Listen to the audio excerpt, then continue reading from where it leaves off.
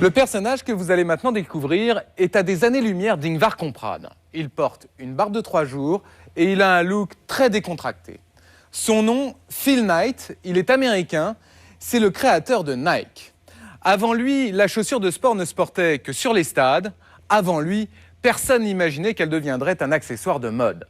Avec la basket, Phil Knight a bâti un empire, mais il a aussi fait scandale et vous allez comprendre pourquoi.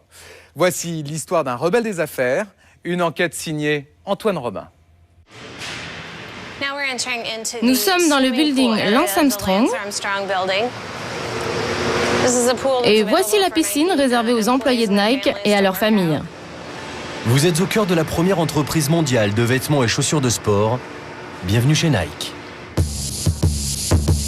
Et c'est vrai qu'à première vue, le siège de la compagnie basée à Portland, sur la côte ouest des États-Unis, ressemble plus à un campus universitaire qu'à une véritable multinationale. Piste d'athlétisme, salle de fitness, ici, le sport est une véritable religion.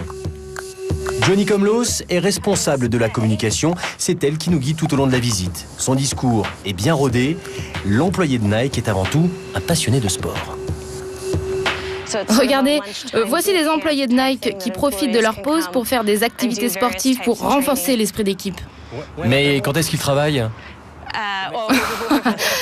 Il y a toujours du temps pour faire du sport. Ambiance décontractée donc jusqu'au service de sécurité, discret mais très efficace. C'est qui Ah oui, désolé, je n'ai pas eu le temps de vous prévenir. Ce sont des journalistes français qui font un reportage sur Nike. Ne vous inquiétez pas. Ok, d'accord. Excusez-moi encore. Petit rappel à l'ordre, car malgré les apparences, le siège de Nike reste l'un des sites les plus protégés des États-Unis. Veuillez couper votre caméra, s'il vous plaît, merci. Secret défense, car c'est dans ces immeubles qu'est conçue la chaussure de sport la plus portée au monde, la basket Nike. Une centaine de nouveaux modèles sortent chaque année de ces laboratoires high-tech. Des ingénieurs aux designers, ils sont près de 6000 à tester et concevoir les chaussures et les vêtements de la marque au célèbre logo. Le siège de Nike, un empire de 300 hectares bâti par un homme auquel les employés vouent un véritable culte. Regardez, ici c'est une photo de Phil Knight lorsqu'il était encore à l'université. Il est en grande forme. Voici donc la photo de l'un des hommes les plus riches de la planète. Phil Knight, le fondateur de Nike Company. Âgé de 66 ans, il fait partie des 40 plus grosses fortunes mondiales. Phil Knight, c'est l'histoire d'un milliardaire visionnaire qui a réussi à convaincre le grand public de porter des baskets hors des stades. Mais le patron de Nike, c'est aussi l'un des businessmen les plus détestés. Un homme qui a incarné pour beaucoup les dérives de la mondialisation.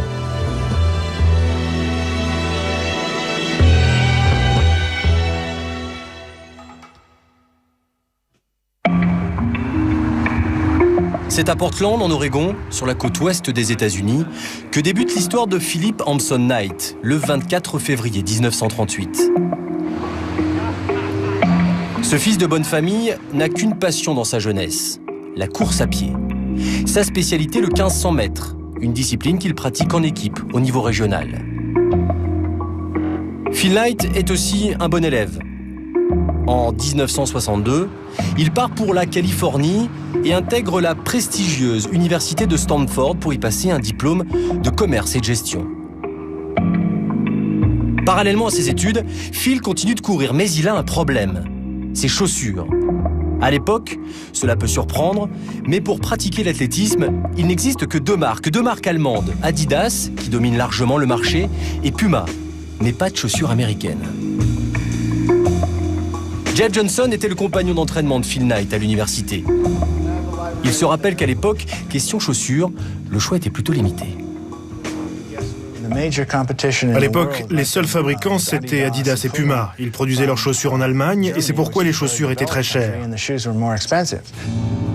Dans les années 60, ces chaussures valent $9 dans le commerce. Et à l'époque, payer $9 pour des baskets, c'est un vrai luxe, surtout quand on est étudiant. Mais Phil Knight va découvrir qu'il existe un moyen de se procurer une chaussure beaucoup moins chère.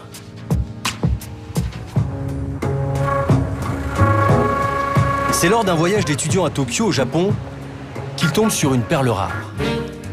la Tiger. Vous la reconnaissez peut-être. Ce modèle est devenu culte. C'est celle que porte Uma Thurman dans le film Kill Bill. Pour Phil Knight, la Tiger est très design, mais surtout, elle coûte 3 fois moins cher que ses concurrentes Adidas et Puma. La Tiger était déjà à l'époque une bonne chaussure, mais surtout, son prix était très compétitif. Si la Tiger est aussi peu chère, c'est parce qu'au début des années 60, la main-d'œuvre au Japon est encore très bon marché. Phil Knight n'a donc plus qu'une idée en tête, importer cette Tiger aux États-Unis. À 26 ans, il va réussir à convaincre les fabricants japonais de lui confier la distribution de cette perle rare en Amérique. Tenez, regardez là, ces chaussures. Ce sont des Tiger de 1966. Elles ont un look plutôt sympa, vous trouvez pas? Pour distribuer la Tiger, Phil Knight crée une petite structure Blue Ribbon Sport avec pour seul employé Jeff Johnson. Nous sommes en 1964. Pour vendre leurs baskets inconnues, les deux compères ne vont pas passer par des magasins, mais démarcher les clients sur les stades. Leur principal argument, le prix. 7 $ la paire de Tiger, c'est 25% de moins que le géant Adidas. On allait démarcher dans les lycées, dans les facs, rencontrer les entraîneurs, les athlètes. On allait les voir et on leur démontrait la qualité de nos baskets. Petit à petit, les coureurs étaient intéressés, alors on leur vendait. Et vraiment, c'est comme ça qu'on a réussi à convaincre nos premiers clients. 7 ans plus tard, Blue Ribbon Sport est devenue une PME qui emploie 25 salariés à travers les États-Unis. Ils vendent maintenant 140 000 paires de Tiger. Tout semble donc aller pour le mieux. Et pourtant, quelques mois plus tard, tout va s'effondrer. Nous sommes au début du mois d'octobre 71. Jeff Johnson est convoqué par Phil Knight. Phil nous avait tous réunis pour nous dire que Tiger ne renouvellerait pas le contrat avec nous parce qu'ils voulaient les vendre eux-mêmes. Et là, je crois que c'est la pire des nouvelles qu'ils pouvaient nous annoncer. On est tous restés scotchés à nos sièges. On s'est tous littéralement décomposés. Vous vous rendez compte? On travaillait comme des malades depuis 7 ans et là, on n'avait plus rien. On était morts.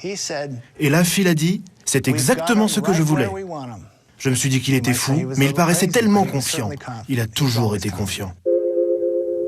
Et si Phil Knight est si sûr de lui, c'est qu'il a compris avec le succès de la Tiger que les Américains sont prêts à acheter d'autres baskets que les chaussures allemandes qui dominent le marché. Il va donc créer lui aussi sa propre marque. Et son objectif est ambitieux, concurrencer le géant Adidas. Première étape, trouver un logo efficace et reconnaissable d'un seul coup d'œil comme les fameuses 3 bandes de la marque allemande. Direction la banlieue de Portland. Un petit pavillon dans un quartier populaire. L'homme au téléphone, c'est John Davidson, un ancien garde-côte à la retraite. Elle, c'est Caroline, sa femme, 63 ans. Les Davidson, un couple d'Américains ordinaires. Et pourtant, Madame a créé il y a plus de 30 ans l'un des logos les plus connus au monde. Caroline est à l'époque étudiante en art graphique. Et elle a déjà travaillé pour Phil Knight à l'époque de la Tiger. En 71, il lui demande donc de plancher sur le logo de sa nouvelle chaussure, mais il n'a pas d'idée précise. Au départ, la seule instruction que Phil m'avait donnée, c'était de créer, du mouvement et d'essayer d'incorporer une certaine stabilité sur la chaussure. Alors, j'ai fait quelques essais. Et puis j'ai dessiné ça, ce qui était vraiment moche. 2 barres avec un rond, cela ne lui convient pas. Après 17 heures de travail, Caroline a finalement un trait de crayon génial. Alors j'ai continué à travailler. Et voilà le dessin qui m'est venu ensuite. Une virgule. Ce logo deviendra l'un des plus célèbres au monde. Mais au départ, Phil Knight n'est pourtant pas convaincu. Phil m'a dit, bon, je l'adore pas, mais je pense qu'avec le temps, je m'y ferai. J'ai été payé 35 $ pour dessiner le logo. Seulement 35 $? 35 $ pour une contribution si essentielle à la renommée de la marque. Caroline n'a pourtant aucun regret.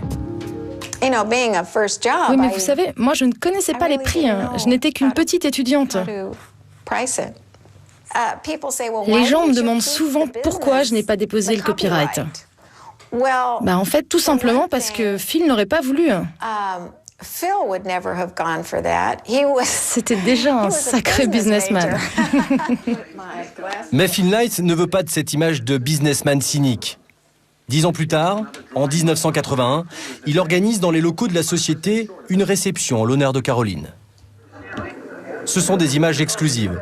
Vous aurez sans doute reconnu Caroline. Et l'homme hilar en costume gris, c'est Phil Knight. À la tienne, on est très content de te revoir. Caroline est émue.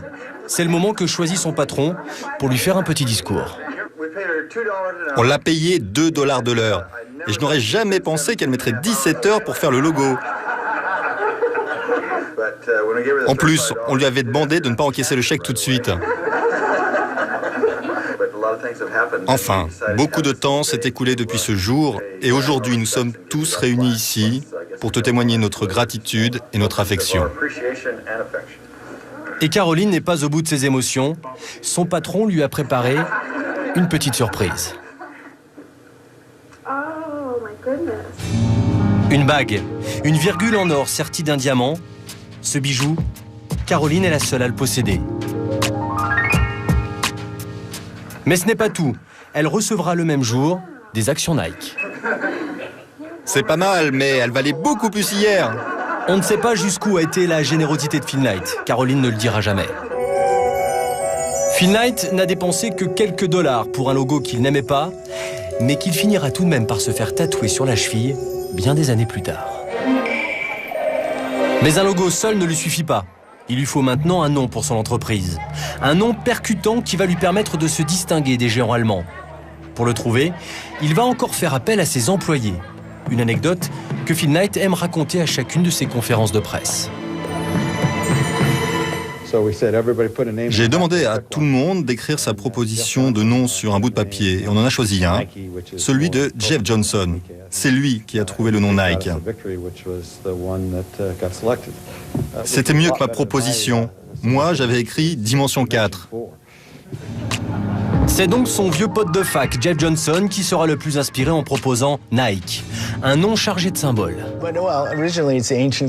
À l'origine, c'est du grec ancien. Athéna Niké, la déesse de la victoire. Je l'avais appris en classe à Stanford, où je prenais des cours de mythologie grecque. Mais je ne suis pas particulièrement fier, hein. Franchement, c'était juste un accident. Un trait de crayon pour le logo, un vieux souvenir de fac pour le nom. Le plus important pour Phil Knight reste la chaussure. Et il sait qu'il a les moyens de sortir un modèle révolutionnaire.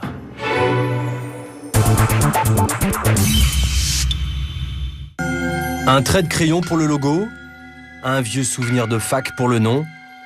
Le plus important pour Phil Knight reste la chaussure. Et il sait qu'il a les moyens de sortir un modèle révolutionnaire.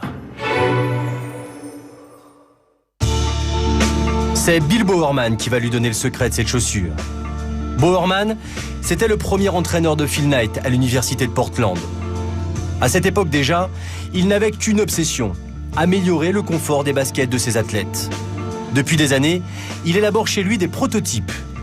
Et une trouvaille va particulièrement attirer l'attention de Phil Knight, cette semelle avant-gardiste. Bill Bowerman a eu la révélation en observant sa femme faire des gaufres. Son idée ? Utiliser le moule et remplacer la pâte par du caoutchouc. Le résultat, une plaque dentelée qu'il va ensuite découper et coller sous la chaussure. La waffle shoes, en français, la chaussure moule à gaufre est née. Johnson se souvient la première fois où il a eu la chaussure entre les mains. La première fois que j'ai vu la chaussure moule à gaufre, j'ai dit mais qu'est-ce que c'est que ce truc? Comment ça peut marcher?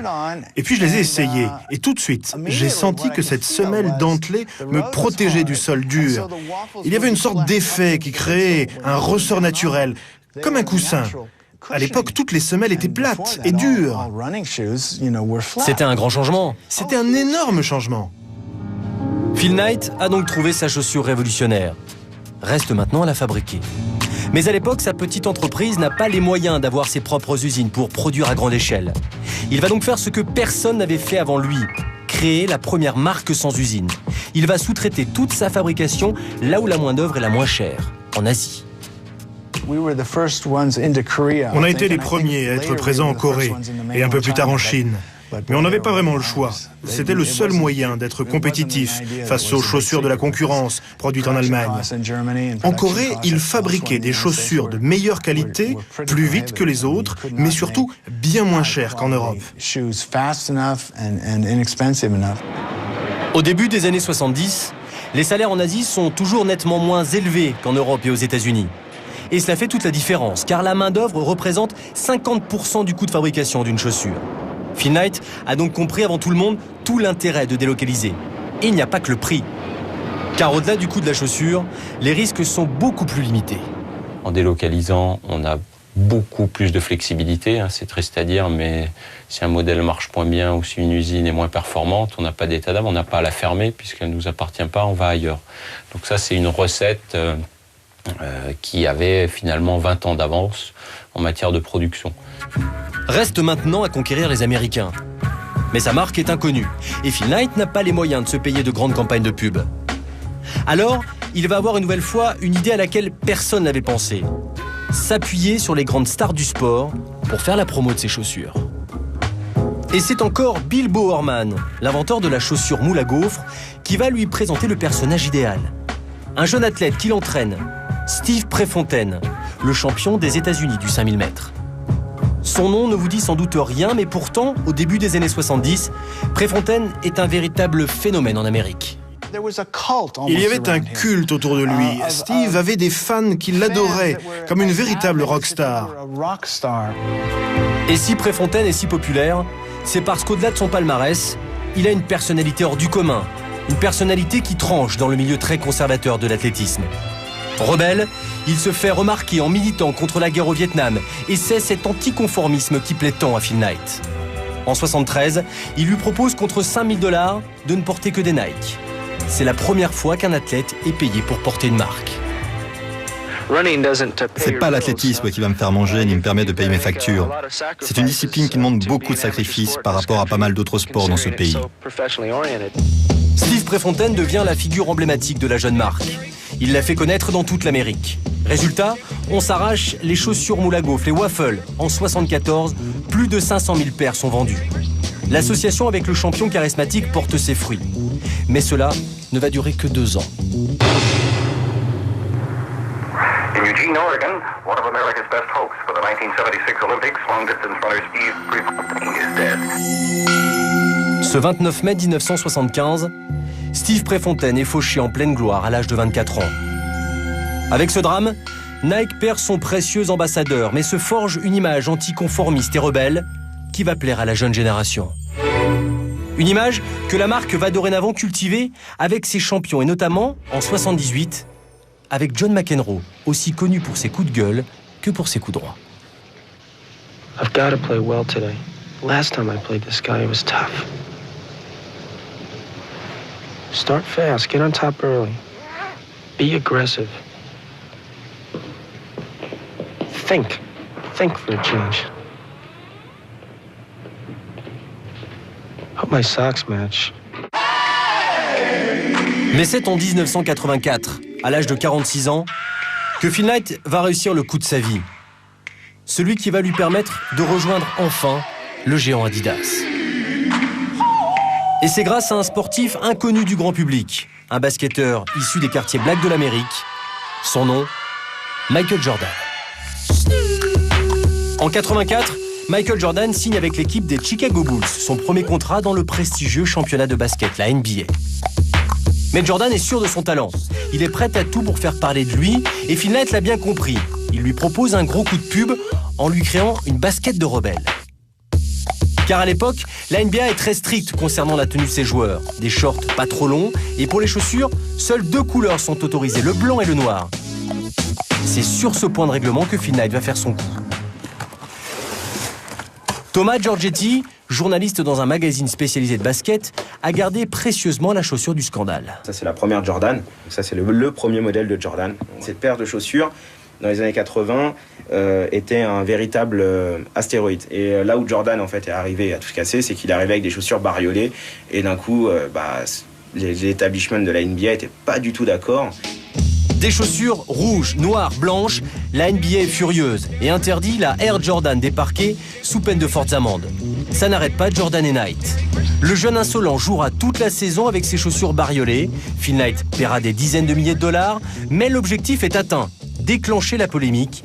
Ils vont même en faire une campagne de pub.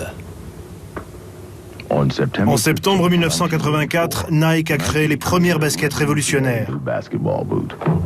En octobre 1984, la NBA a interdit ces baskets des parquets. Mais la NBA ne pourra pas vous interdire de les porter. 1 million d'Air Jordan vendus en quelques mois. On n'avait jamais vu ça dans l'histoire du sportswear. Et en plus, elles sont chères. 100 $ la paire. C'est le jackpot pour Phil Knight. Mais c'est aussi le début d'une fructueuse collaboration entre les deux hommes qui va durer plus de 10 ans. Phil Knight saura se montrer généreux avec son champion. Il va en faire un salarié à part entière en lui offrant de jolis revenus, jusqu'à 5 millions de dollars par an. Il a même le droit à son propre bureau au siège de Nike. Il faut dire que Jordan sera une véritable mine d'or pour la marque. En quelques années, il va permettre à Nike de passer devant Adidas sur le marché américain. Mais c'est surtout grâce à Jordan que les baskets vont se démocratiser. À partir de ce moment, la grande majorité des chaussures vendues aux États-Unis ne fouleront jamais un terrain de sport. La basket s'impose alors comme la chaussure de tous les jours. 15 ans après sa chaussure moule à gaufres, Phil Knight a donc réussi à convertir l'Amérique. 96, il est donc au sommet de sa gloire. En 15 ans, il a réussi à bâtir un empire qui emploie plus de 20 000 personnes. La consécration. Et pourtant, il est loin d'imaginer qu'un an plus tard, il va devenir l'ennemi public numéro 1. Été 98. Des milliers de manifestants qui appellent au boycott des produits Nike à travers tous les États-Unis. Des cortèges qui mettent en scène des travailleurs transformés en esclaves. Ces manifestants en colère dénoncent les conditions dans lesquelles se fabriquent à l'autre bout du monde les chaussures Nike. Ce qui a fait le succès de Phil Knight, fabriqué en Asie et pas cher, va devenir son pire cauchemar. Combien de temps encore allez-vous accepter ça? Ce sont des enfants de 13 ans qui fabriquent les Nike. Une soudaine prise de conscience déclenchée par les révélations d'un homme. Ce journaliste en casquette à l'allure débonnaire, Michael Moore. Dans The Big One, Moore met en lumière le cynisme de Phil Knight sur le travail des enfants au sein des usines Nike. And if 12-year-olds are working in these factories, that's okay with you? Not 12-year-olds working in the factory. Oh. The minimum age is 14. Yeah. Well, how about 14 then? Well, doesn't that bother you? No. Énorme erreur. Mais ce n'est pas fini. Phil Knight va continuer de s'enfoncer. I got a little gift for you because I always come bearing gifts whenever I get to meet a CEO, which I'll tell you isn't that often. You don't have to take too many gifts. All right. No. This is a good one. You'll like this one. I've got here 2 tickets, one in my name and one in your name, for you and I to go to Indonesia together. All right, and you show me those factories. You explain this to me, right? I'll show you what's going on. Sunday. Oh, no, not a chance. Huh? Not a chance. No? No, but... They're transferable. I can change it to another day. No, I'll tell you. Seriously, look at this. Michael Moore, I got it right here in your name here. And... No, look at this. You and me on Singapore Airlines. No, I'm not It's a good airline. Yeah, it's a great airline. Here, sit back down. We got to negotiate this deal. All right. Have you been there? I've never been to Indonesia. You've got to go. No. L'Amérique est écœurée. Les magasins se vident et les ventes s'effondrent. Une crise qui fait perdre au boss de Nike son légendaire sourire, mais l'oblige à réagir. L'homme jusqu'ici plutôt discret va passer plus d'une année à occuper la scène médiatique, tentant de se défendre face aux accusations portées contre lui. Aujourd'hui, je vais enfin vous donner l'occasion, à vous journalistes, d'admirer le grand Satan en personne. Nous n'avons pas de mauvaises conditions de travail dans nos usines et nous n'en avons jamais eu. Phil Knight a beau nier, mais le mal est fait. Pour Nike, les conséquences sont désastreuses. En moins d'un an, le chiffre d'affaires plonge et les bénéfices sont divisés par 2. Alors pour réagir, il va prendre une mesure spectaculaire. Un code de bonne conduite que doivent respecter tous les fournisseurs de Nike. Voici quel type d'engagement on y trouve. Le sous-traitant n'emploiera aucune personne âgée de moins de 18 ans pour fabriquer des chaussures et de moins de 16 ans pour fabriquer des vêtements, accessoires ou équipements. Le sous-traitant n'aura en aucun cas recours au travail forcé. Bon coup de com' ou réalité? Difficile de vérifier si dans chaque usine, tous les sous-traitants respectent à la lettre ce code de bonne conduite. Mais quoi qu'il en soit, pour Phil Knight, l'objectif est atteint. L'image de la multinationale est restaurée. Après 4 ans d'efforts, la tempête est finalement passée. Il y a quelques mois, Phil Knight a finalement quitté la direction de Nike pour une retraite bien confortable. Sa fortune personnelle est estimée aujourd'hui à plus de 8 milliards de dollars. Cette année, l'entreprise qu'il a créée il y a 34 ans a enfin retrouvé sa place de leader incontesté.